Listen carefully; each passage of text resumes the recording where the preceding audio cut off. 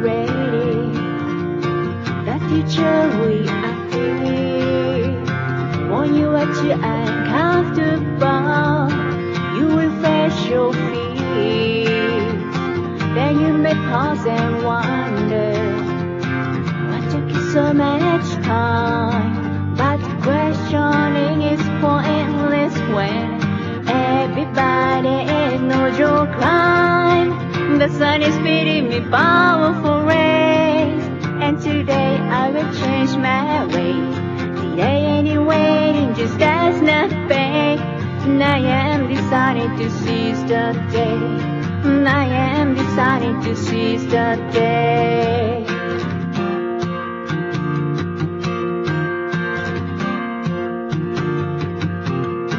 I'm so grateful that I have the chance to look over my lessons and change my circumstance. The greatest gift you receive is the chance to improve yourself. Graduation from your best is the greatest source of wealth. Oh man, monkeys, monkeys, monkeys.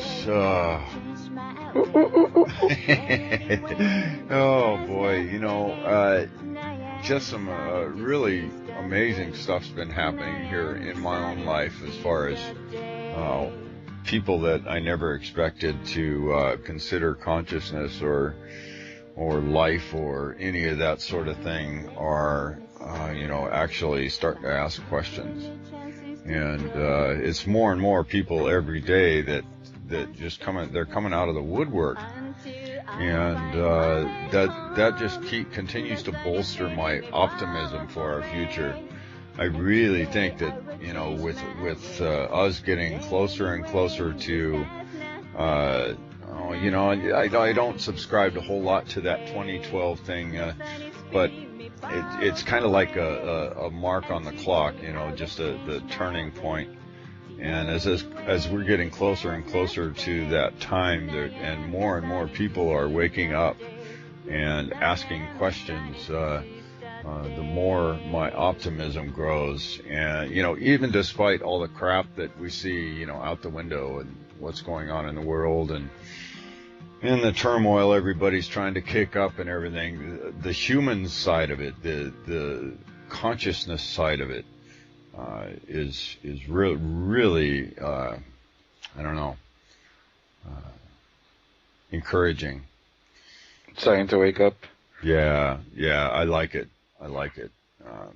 And just in myself, my own personal growth, the depth of my understanding, the depth of you know, my own personal connections with life and my understanding of how all this is working is growing by leaps and bounds, and you know, that in itself, you know, excites the hell out of me.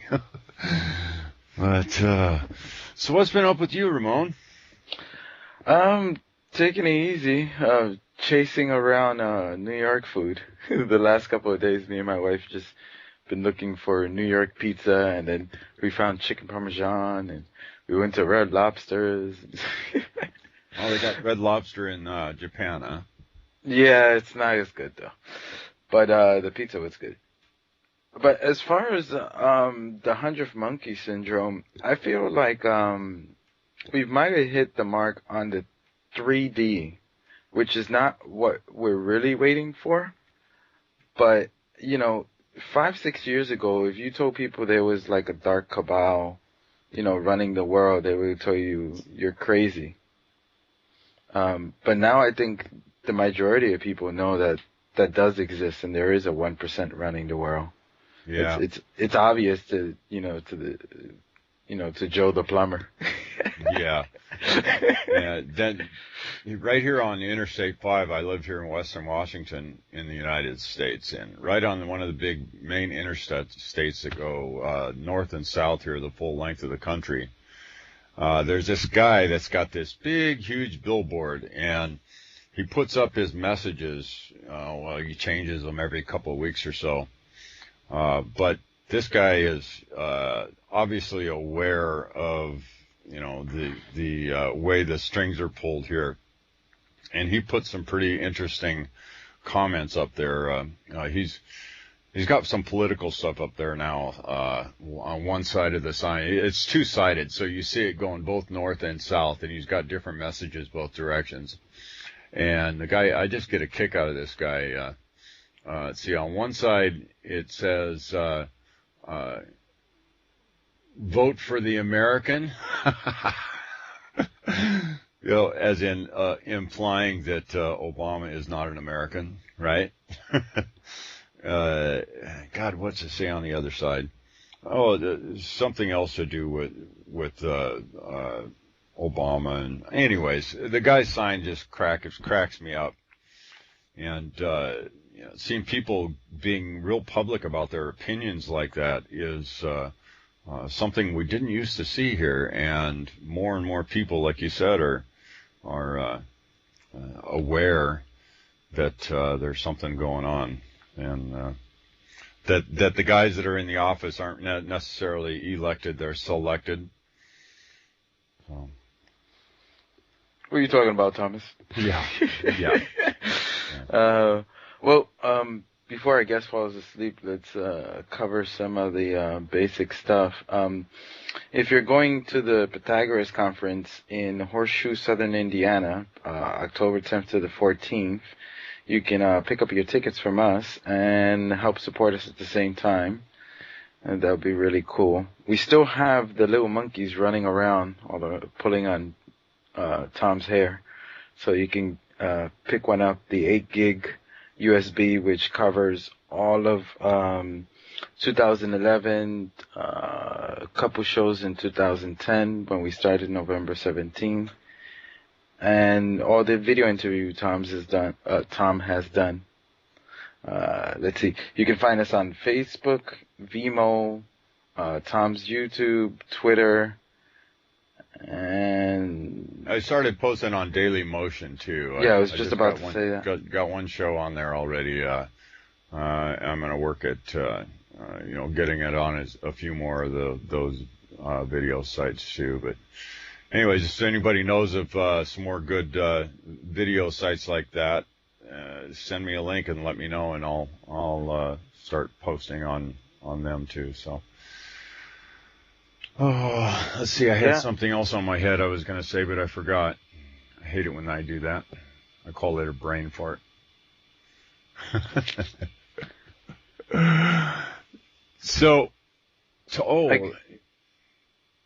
Go ahead. No, I was just going to say, go ahead. Last week was our 100th show, and where Ramon and I were sitting here thinking that this was going to be the 100th show, but this is show number 101, and really? 101. So we have a returning guest tonight.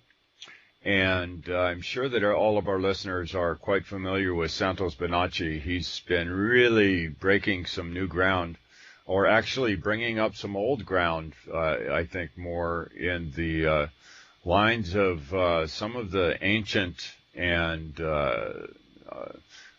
mythological and astronomical and astrological. And I mean, he's just been really digging into astrotheology and putting some really good pieces together and making sense of what's going on in the world today. And I mean, really dissecting things. I suggest you guys go watch his videos. We have one posted up on the main page and the website. Yeah, he's just really breaking some new ground here. The stuff that I haven't heard before. So it is our honor and pleasure to welcome you back to the 100th Monkey, Santos. Thank you, guys. Great to be back. So we gotta send Santos some energy. Yeah, energy and love. Thank you. So Santos, when I was watching the video, the way you break down the astrological chart, I've never heard anyone else even come close to the way you talk about it. What was some of the... Let me ask it this way. How was it that you were able to start going down that path to look at the astrological charts in the manner you do? Well, astrology itself has all the answers. In astrology, all the planets have 4 different types of houses. They have a house of dignity, where they rule. For instance, the sun rules Leo. The moon rules Cancer. And these cannot be changed. Then opposite the dignity is the detriment. Always opposite. So if you have a circle of the zodiac, the detriment house is opposite. So the detriment of the sun will be Aquarius, because Aquarius is opposite Leo. So already you have this in mind. Then you have the exaltation and the fall.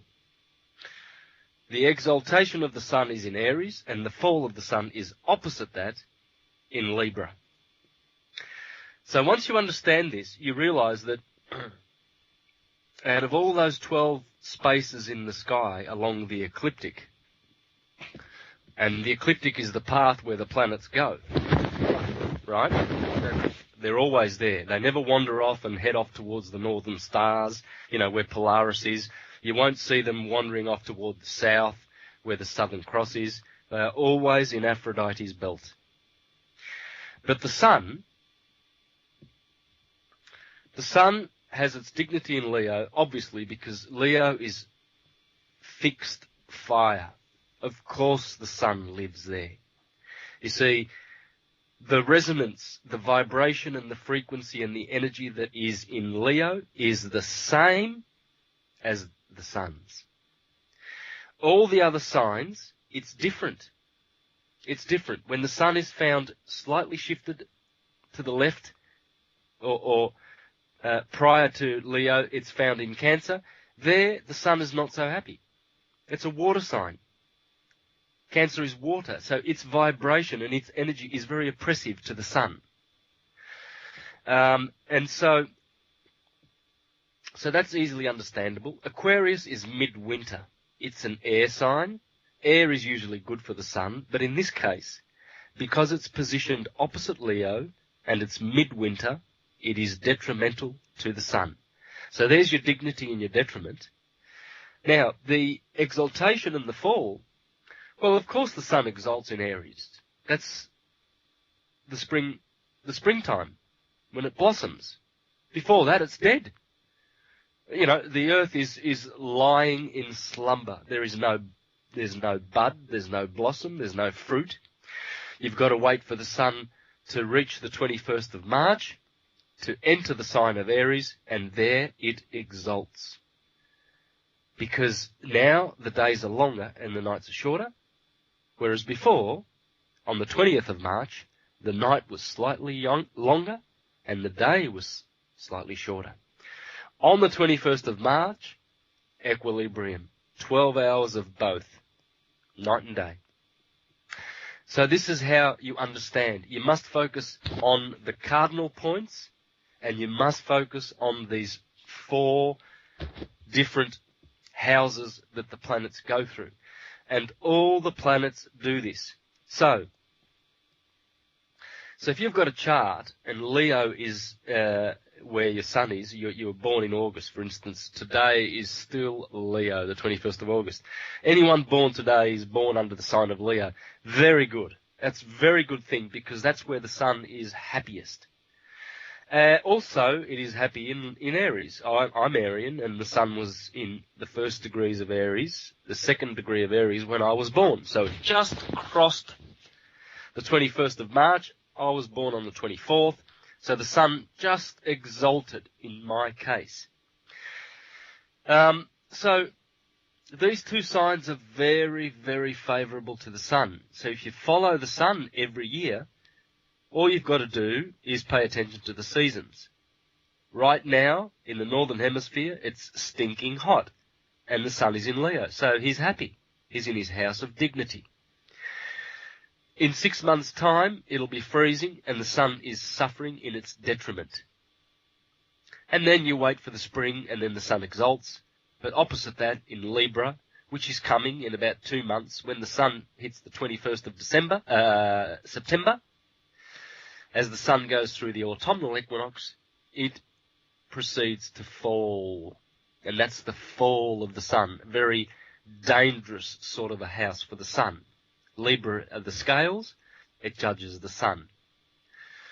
So, and you can do the same thing with the moon. The moon lives in Cancer, next door to Leo, exalts in Taurus, next door to Aries. The detriment of the moon is Capricorn, of course, opposite Cancer, and the fall of the moon is opposite Taurus, which is Scorpio.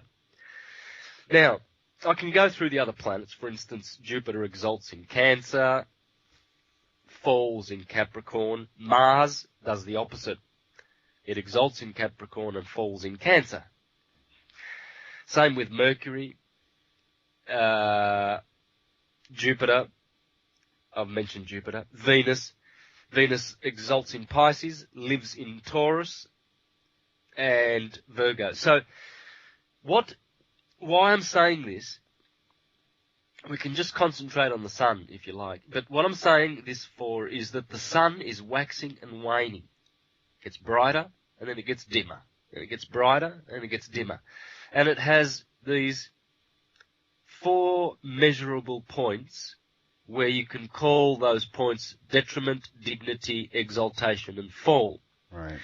And as you see these cycles waxing and waning, and you know that the planets are doing the same thing, when you see them all together in one's chart, you can see whether the planets are happy, whether they're exalting, whether they are in the house of their dignities, whether there are any bad aspects like squares and oppositions, etc., or good aspects. I can explain those later, what they are.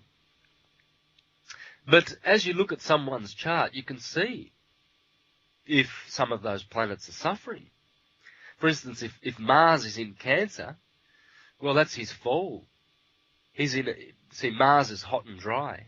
Cancer is cold and wet. Hot and dry, cold and wet. What are they? Well, they are also, that's the next thing you need to understand about astrology. The first thing I would say is to understand dignity, detriment, exaltation, fall. Then I would go to the humours. Now, if you know about Indian Ayurvedic medicine, you will know that they have Pitta, Vata. They have 3 humours, you see. And they've got sub-humours. But in astrology, there are 4 humours. 2 are active, 2 are passive. So, hot and cold, they are active humours. Each planet has one of those. Dry and moist, they are passive humours. Each planet has one of those. So the sun, obviously, is hot and dry. It can't be cold and moist. That's the moon next door. So the vibration of the sun as it goes around is what the sun does is it's a positive, vital, life-giving energy, hot and dry. Obviously, I mean, when the sun turns up in spring, all the blossoms, all the fruits grow. So you can see what the sun's doing. It's pretty obvious. It's not hard to, you'd be pretty dumb if you denied that the sun was influencing us at all. You'd be pretty dumb. That's why when people outrightly condemn astrology because it's from the devil, I mean, what a time to run away, because they're as dumb as, well, I won't say, but they are very dumb. So Santos, what were you going to say? Santos, I kind of have a question that I've thought about a few times, and I fully understand your explanation there, and I agree with it, being born in the northern hemisphere, but southern hemisphere, I'm wondering why all astrology was focused on, and I'm assuming that this is because it was mainly developed in the northern hemisphere primarily, but this it seems to be backwards for the southern hemisphere. So would this just popped into my head? Would people born in, say, the Scorpio versus the Taurus thing? So people born in the northern hemisphere under Scorpio, would a person in the southern hemisphere born in Scorpio bear the Taurus type, personality? Yeah. Would Yeah. No. The science of astrology is polarized in a certain way. It's northern hemisphere oriented, you see. The whole astrology works because the Earth is in a relationship with the sun. And that's it. It's not concerned necessarily, primarily, with the stars and the slippage of precession, and it's not concerned with hemispheres. Well, it is.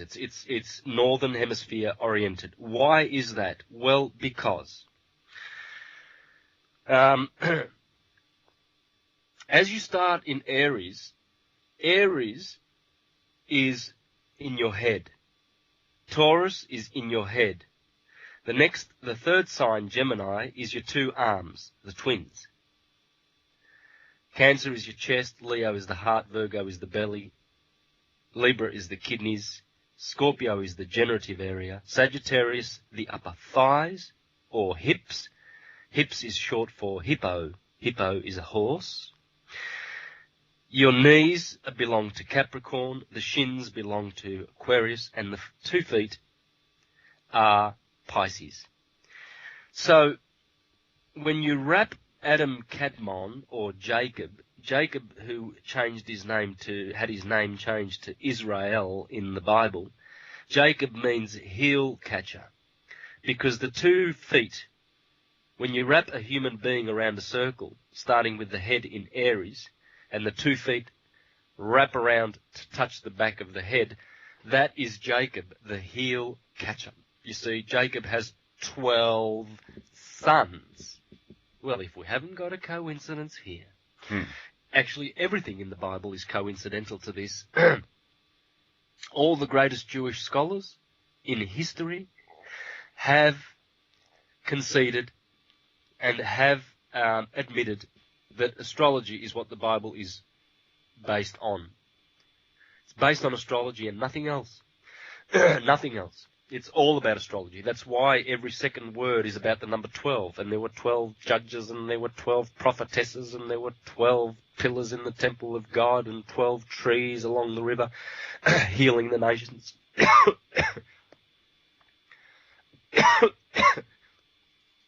Excuse me. I'll get a drink.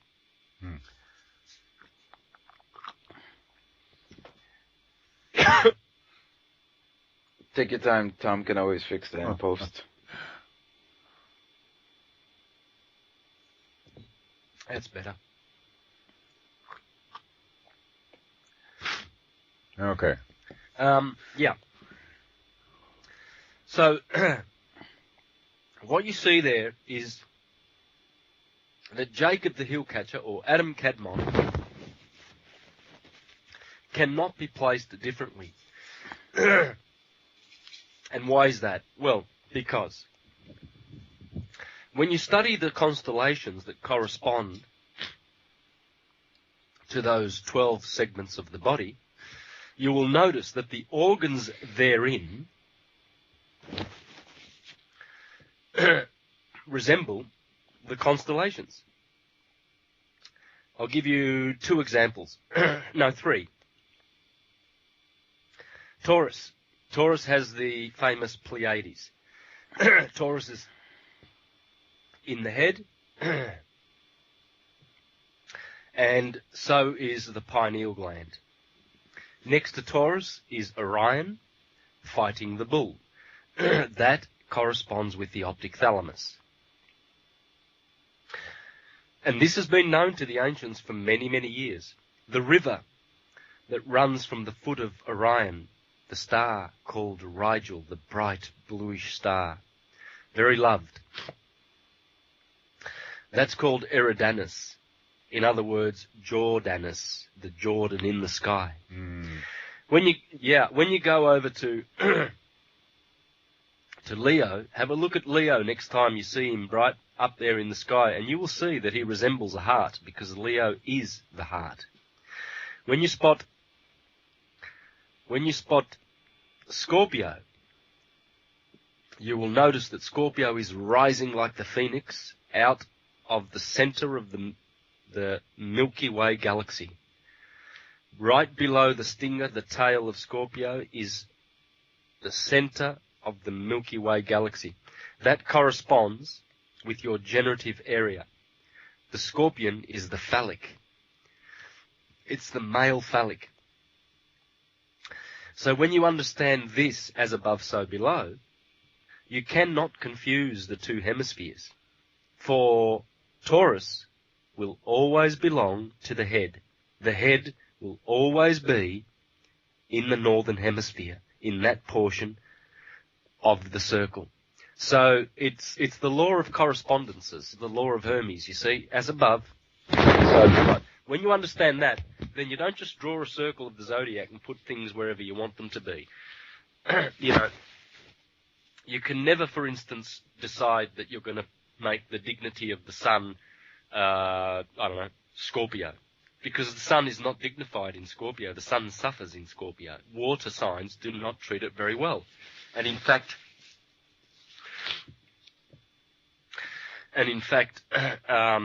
that's the reason why, if the sun is afflicted in Scorpio, there are some squares or oppositions to the sun, Scorpio people will have their diseases. Wherever the sun finds itself, in whatever degree it finds itself, there are 360 degrees, 365 days, roughly corresponding to each other. As the sun progresses, degree by degree, it changes the nature of its vibration and its angle. Angle means angel. Anagram for angel.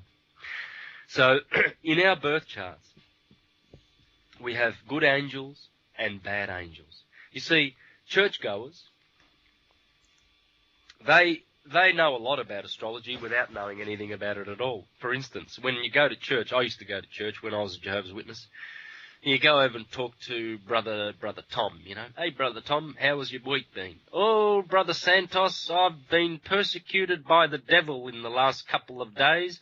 Temptations. I've had so much, my car broke down, and then Satan attacked my wife, and she growled at me, and then Satan's causing my children to misbehave. Oh, he's such, what they're actually telling you is that some of the bad aspects in their chart are turning up at that time. It might be May the 2nd. You might have a bad aspect in your chart at May the 2nd. So you might want to pencil that in your calendar and wait for that period. And a week before, you might want to do a, check the chart and see what sort of planets are going to be around, touching on that point. Because if there's a planet like Saturn, badly aspected, and he's transiting that point where you already have a bad point because of your birth chart, well, you are going to have some really bad vibrations, and they will manifest as accidents, unhappiness, depression, things going wrong, bumping your head here and there, and all sorts of things. And here you are blaming, well, they're partially right, actually. They're blaming Satan, and most of the problems that happen in the chart are attributed to Saturn. So Saturn is Satan. So therefore they're right, but they're totally, totally wrong. Right. I've used astrology myself quite a bit, and it just never ceases to amaze me how accurate it is, especially for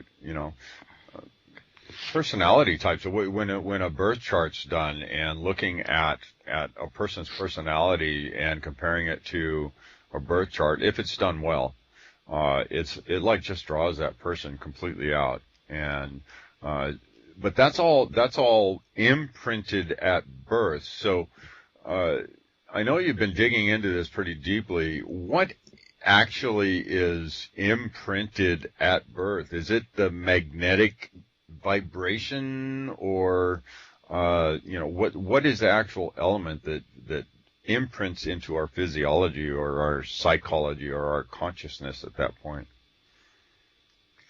Well, at the moment you are born, all their planets are situated at various angles in respect to you, and in respect to the crystals that are in your body. Your pineal gland is a crystal. Your brain is crystals. It's an electrochemical computer. Your blood is crystals. We are carbon crystals. Crystal means Christ. Therefore, we are, same spelling, by the way. They've replaced the I with a Y, but it's still a Christ, crystal. So you are a carbon crystal. You're a carbon christened entity. You have been baptized in death. There are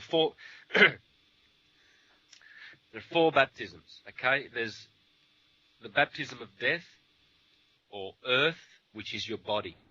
When you find yourself in your mother's womb, you've been baptized. And that is death. Because life in bodies is like death.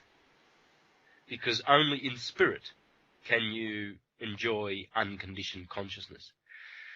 So, next thing you do is you get baptized in water, and that would be your mother's waters.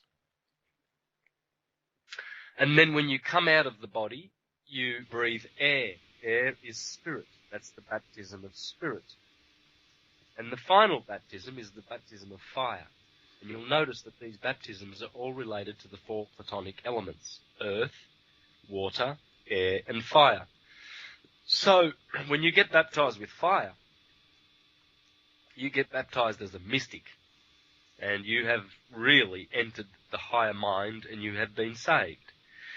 But in the meantime, the planets have affected all of that process, because the moment you drew breath, that was the moment that your crystals were influenced and came under the influence of the outside planets for the first time. You see, you were protected in your mother's womb. In a sense, you were protected, you see. But then when you're exposed and you begin to breathe and you have your own life, at that moment you receive all of the seven. You receive all of the energies from the seven Archons, the seven Cosmocrators, the Elohim, the Wanderers, the seven stars. Everything's seven. I've never heard anybody refer to the planets as the Archons. So are you implying that the consciousness or the embodiment of those planets, the spirit of those planets, are what have been termed in our past as the Archon? Yeah, well, they're archangels, you see. Archon, archangels, they are greater souls than ours.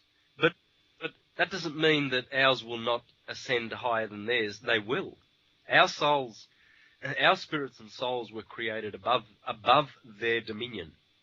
Our souls come from the Milky Way. And they do not necessarily, stay in solar systems for that long if they don't need to. And so our solar system has captured our souls. Or we were attracted to this solar system and we came here by choice. Either way, we came down here in one of two ways. Hermes in the Hermetica says there are two ways of incarnation. There's by choice, and there is by punishment.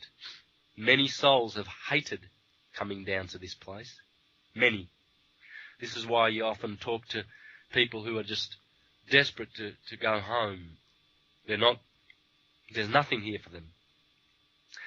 And the philosopher, the lover of wisdom, reaches that level where he wants to ascend beyond these planets, beyond the Archons. The Archons are great, loving entities that will help us to ascend, but they're also tyrants. They're a bunch of thugs, you know. The sun is beautiful. I mean, I'm alive because of the sun, but one day, if I'm in the desert, there's no water, the sun will kill me in an instant.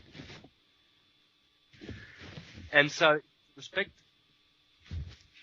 personalities at all, you know. It doesn't necessarily, it's there, they are there for us. We can use those planets to ascend. They are there and our helpers. And they will always be there for us. And they are archangels in that they are groups of higher ascended souls that have, you know, joined together in one work. The sun is a conscious being made up of many, many souls, you see. It's not just this hydrogen thing, ball. This is ridiculous how, you know, institutions of the world, mainly run by the Jesuits and the Vatican, how they teach that everything's inanimate. The sun's just this fire thing, and it's just there, and the moon's just this bowl, and it's just there. And these are our brothers and sisters. Sometimes they're good, and sometimes they can be bad. Look at yourself. Look at me. I know that one day I'm a saint, the next day I'm a devil. You know, someone crosses my path on the freeway and I'm just cursing him like you wouldn't believe. Right? I want to see a good friend and I show him all the love in the world. Oh, how are you, friend? Love you, love you, love you. 10 minutes ago I just cursed this guy I don't even know. So, they have, as we have, a lot to learn. We are all progressing. This is the advancement we make. But the sin, the only sin that exists, is the sin of resisting this advancement. Human beings that do not enter the higher mind will be punished by themselves. There's no God that's going to do it. They are doing it to themselves. For example, there's two brains in the head. There's three, really, but let's focus on the two, the cerebellum and the cerebrum. The cerebrum is the higher brain, the superconsciousness, Aries. The cerebellum is the cerebellum, which corresponds to the bull, Taurus, and it's bullish. It's the lower brain, the subconscious. And bellum means war in Latin, because that brain is at war with the higher brain. Now, 90% of our brothers on this planet are stuck in the cerebellum. And they do make a golden image of a calf. They make a golden image of that brain. Love it. The left brain. Logic and reason. Oh, I believe, my opinion is, well, I was taught, this is what I think. I'm educated, PhD, and pharmaceuticals are good treatments for you. That's what doctors will tell you. You go to a doctor for a cure, he gives you a treatment, right? Because he's educated to spew out lies for Big Pharma. So these are people that are doing harm to themselves and harm to the world and the universe in general by living in their lower brain. That lower brain is very stubborn, and it really believes that it knows everything. Until people discover the higher mind, there will never be peace on this earth. There will never be health on this earth, because these are educated people that watch the TV, and the TV says, oh, we've just done a test on McDonald's, Burger King, and Kentucky Fried Chicken, and we've found the canola oils that they use, there's 98% polyunsaturated, and it's good for your health. And so these already have got arthritis, piles, dementia, obesity, diabetes. They hear that and they go, oh, I better go off to McDonald's and get me one of those triple cheeseburgers. You see, the education system is not the enlightenment system. There's enlightenment and there's education. When I was 14, 15, I realized that I didn't want any education. I was out of school. My son turns 15, he says, Dad, I'm out of school. I said, go for it. At first, I resisted. But then I let him do and my son he's no dumbass, you know, he's a Libran, he's got a great mind, he's quite genial in many ways, he's a musician, and he can work out anything in the metaphysical subjects, anything. And he's 19. So, whereas kids that stay with their education and end up with a whole bunch of erroneous opinions are actually causing harm. And, you know, I mean, you go to a nap and you'd expect that you'd have better... Hey, Santos, I hate to interrupt you here, but you're breaking up some, so... Yeah. Hello? Okay. Yeah. How's that? Oh, much. Sounds better. Yeah, because when you were talking, your voice would go low, then come back high again. Yeah. All right. Well, I hope that's good. I hope that's sorted that out. Thank you. Okay. Back. And we were talking about your son, and I'll let you proceed. Yeah. Tom, turn off your video. So my son left school just like me at 15, and he's enlightened. He's not educated, but he's enlightened. He's not ever had any immunizations. I've refused, of course, because I'm enlightened. An educated person will say, oh, vaccines are good for you because the doctors and the FDA tell you that you must, and it's good, and it's got mercury and thimerosal in it, and it's been produced in a laboratory. Somehow laboratory has this, you know, educated people think that laboratories are these places where, you know, human beings that are greater than God are doing great work. I don't know. I mean, all those animals that they persecute and inject with pus and shit and venom, and just to find out how long it'll take for a mouse to die of cancer. Monkeys, you know, with injections and little things sticking out of them and everything. Those animals are, overnight, they're sleeping in these cold laboratories, and then when the lights turn on in the morning and these evil scientists, these educated buffoons that come in and inject them with this new something that they're inventing, you know, to kill these animals deliberately so that they can test on animals. This is absolutely barbaric. This is crime that will never be forgiven in the universe. And you know, it's immunizations were developed in the laboratory. Anything that's developed in the laboratory is sus. Absolutely sus. In particular when it has to do with torturing animals. But this is the world we live in, you see, because all of these, our brothers, have decided that they're quite comfortable to live in the cerebellum, the lower brain. Yeah. They're quite comfortable to be what Hermes calls human beasts. And they haven't made the shift to be human beings yet. So, okay, I want to jump back just a second here to the Archon thing. You know, I find it, your views on it, quite intriguing. You know, you're familiar with the Gnostic writings and the Archon within them, aren't you? The Pistis Sophia, yes. Right. So the impression that most people get from reading that is that the group of Archons that are out there, the spirit known as the Archon or the beings known as the Archon, are basically out there, you know, trying to misguide us and cause us trouble and suck our brains out or you know, just all sorts of nasty little things. From what I'm gathering from you is that the Archon that you're referring to is can go both directions. Basically, can be both the devil and the angel, and is more of a teacher element than anything else. Yeah. There's no only good and only evil. Evil is undeveloped good, and of course, the Archons are not perfect. You know, the sun is not perfect. It needs to be infused with materials that it gathers from space. It's an electric.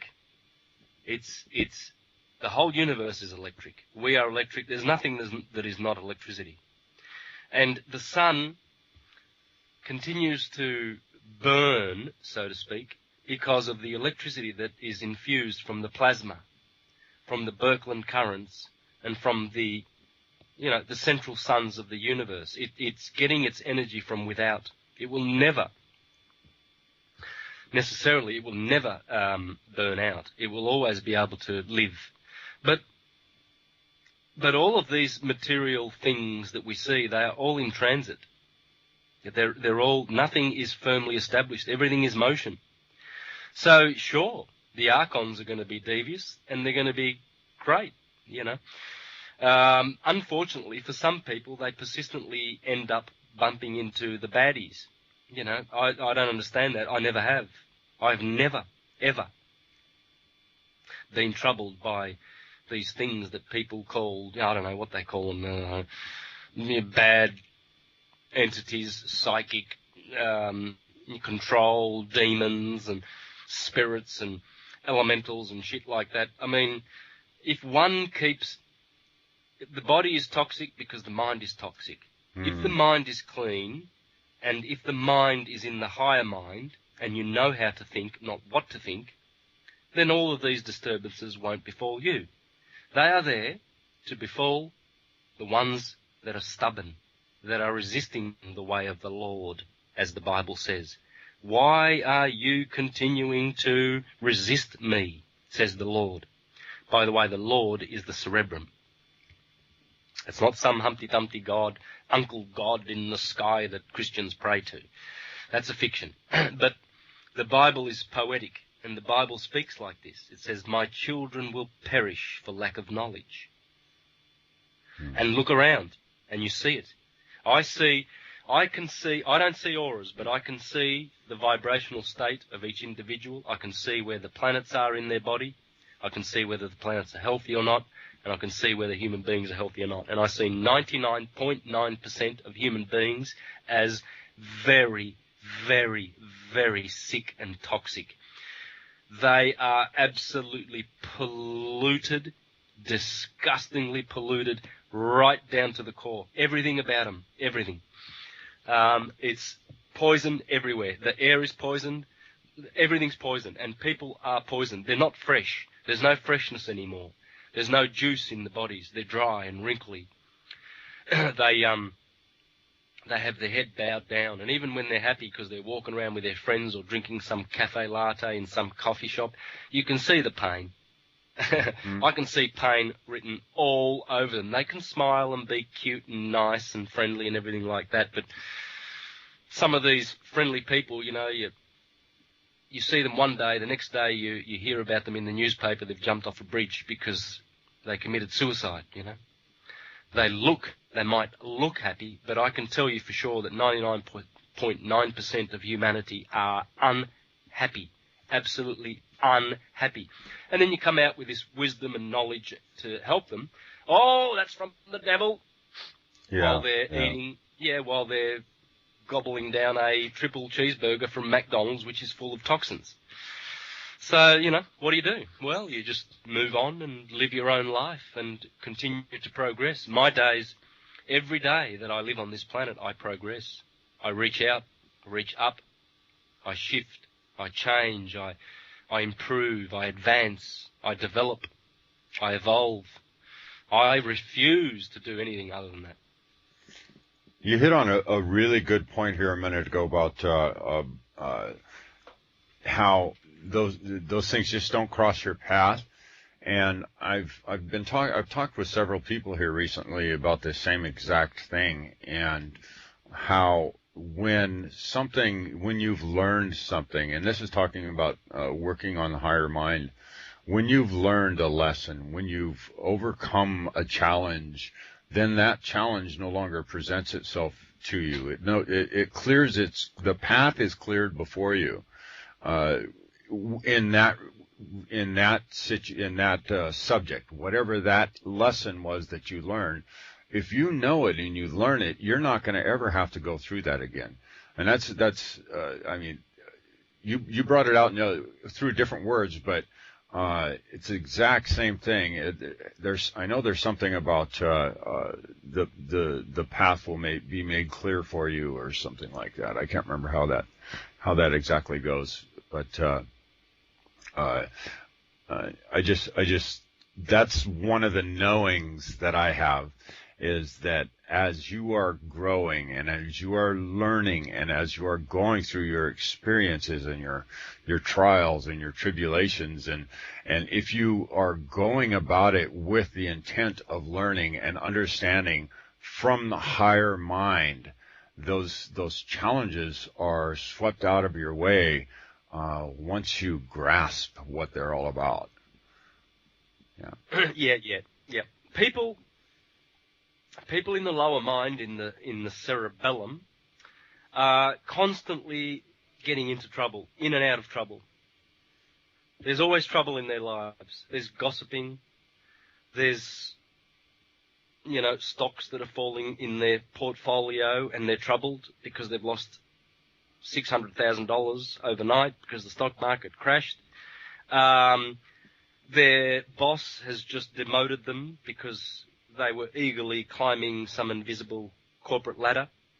They've just crashed their SUV, which is their god, because SUVs now are, if you've got an SUV, you can, when you're drinking your cafe latte with your friends, you can confidently say that nice and loud, and all the people around will respect you because, oh, that man just said SUV. Whoa, whoa, He's got money, and these are the cerebellum types. This is the herd that Plato, Pythagoras, Parmenides, Manilius, all of the great philosophers spoke about, the common herd. They're like animals. Moo, moo, and ba, ba, ba, and they're repeaters of erroneous opinions. They might be intelligent. Some of them display a lot of great intelligence. They turn up, I don't know, they turn up, they might be working for IBM or Apple or something like that, and they might be, in Silicon Valley doing great things and everything like that, but they still go out at night and do the things of the herd, which is the animal lusts. They'll pick up a chick at the bar, they're drunk, they've had 6 triple cheeseburgers. So there's 3 things that are wrong: overeating, overdrinking, oversex, acid in the body, oil can't ascend. Therefore, they will remain poisoned. If your body's poisoned, so is your mind. You can't separate the two. Toxic one, toxic the other.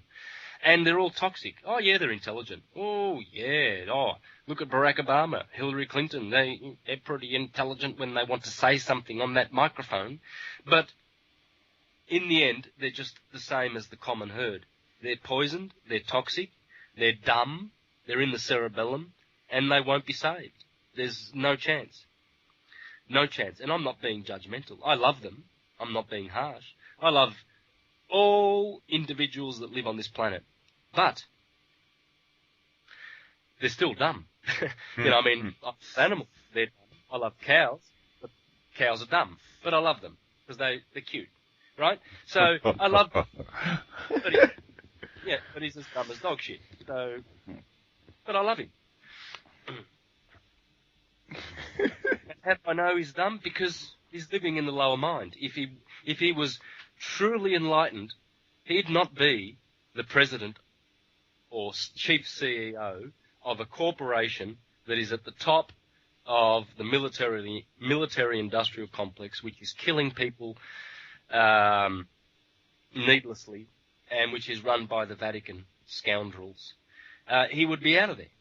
And he wouldn't be doing it for his career and his name and for money, because that's what they do it for. It's quite easy to recruit people to go and kill in your armies. The rich people that hang back in their mansions and send these young boys in the cerebellum to go out and kill other people to fight their wars.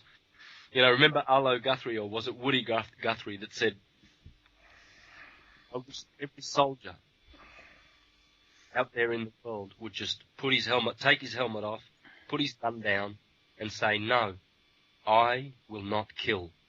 And then he said, it seems to me that the rich are interested in killing, give them the guns. Bob Dylan said the thing. Masters of war, you hide behind your wall, send young men to go out and fill the streets with blood for your murderous appetites. So that's what we should do. Reach out to our brothers in the cerebellum and tell them to put their guns down. Hand them over to the rich. Let them kill themselves. Because the day that the filthy rich are off this planet is the day that we will find peace. 3 things must be eliminated from this planet immediately if we want to have peace. The Vatican, all banks, and all filthy, rich, animalistic people. And there will be peace. You're not asking for much, are you? Okay. Well, we're at the top of the hour. Santos, you want to share your website and what are you working on right now? Are you going to do a book? I will have to, eventually. But what I'm working on at the moment is I'm going to be doing a presentation on the 8th of September where I will syncretize many, many things. Numerology, astrology, theology, all, obviously you guys have seen my presentations. What I'm going to try and achieve is I'm just going to try and reduce all of that information quickly, succinctly, into one presentation. One presentation to represent all the other, one presentation to represent all the other presentations that I've done. So you can use it as a sort of a, you can flick it over to people and post it and say, look, have a look at this, and then if you want to know more and go more in detail, check out the other presentations. Right. Well, cool. So, and your website? universaltruthschool.com.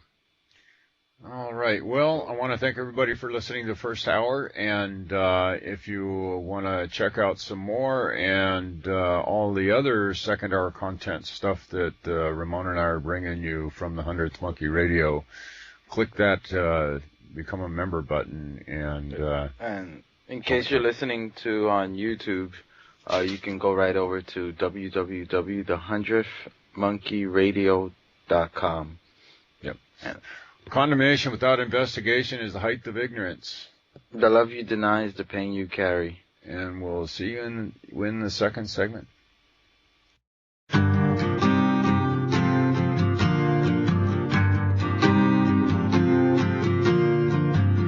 When the students are ready, the teacher will agree.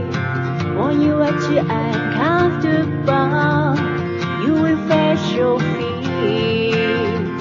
Then you may pause and wonder, why took you so much time? But questioning is pointless when everybody knows your crime. The sun is feeding me powerful rays, and today I will change my ways. Today anyway, just as nothing. I am decided to seize the day. I am decided to seize the day.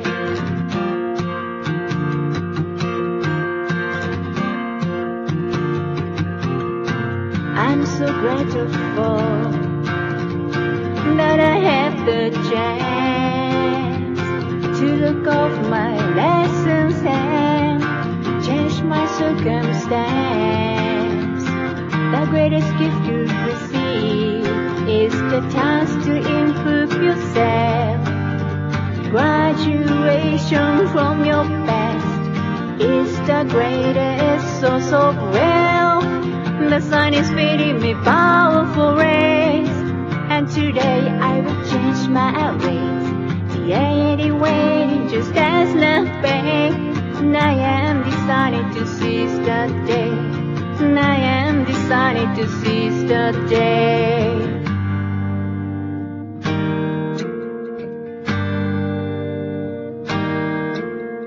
Thank you for blessing me so, by giving me chances to grow. I'm